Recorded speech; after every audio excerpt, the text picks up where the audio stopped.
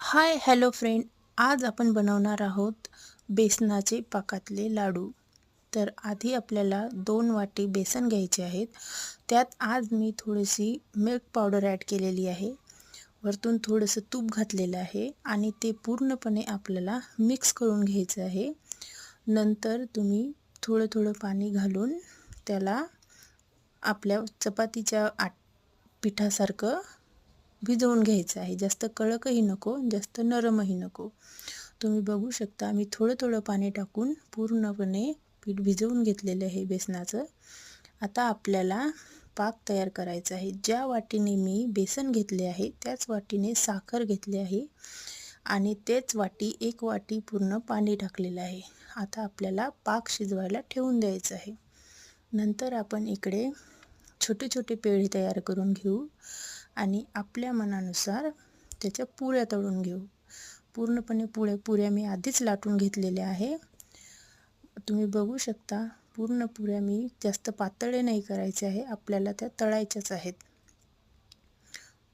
पूर्ण सगळ्या पापड्या आपण लाटून घेऊ आणि नंतर मग इकडे मी तेल गरम करायला ठेवले होते.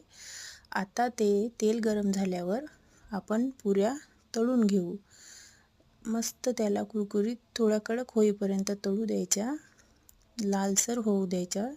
तुम्ही बघू शकता व्हिडिओमध्ये मी पूर्ण पुऱ्या तळून घेतलेल्या आहे आणि त्याला थोडा वेळ थंड होऊ द्यायचा. इकडे आपला पाक पण तयार होत आहे.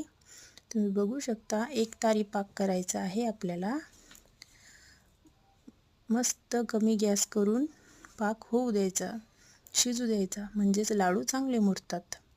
नंतर इकडे पापड्या आपल्या ज्या केलेल्या आहेत त्या थंड झालेल्या आहेत. त्या मोडून आपण मिक्सर जारमध्ये घालून मस्त जाडसर, जास्त बारीक जास्त जाड नाही करायचं आहे, दळून घ्यायचं आहे.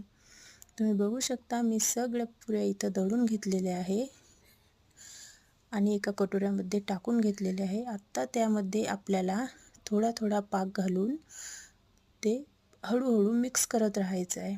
पूर्णपणे पाक घालायचा नाही, पाक कमी जास्त आपल्या मनानुसार घालायचा. माप तर तेवढंच आहे.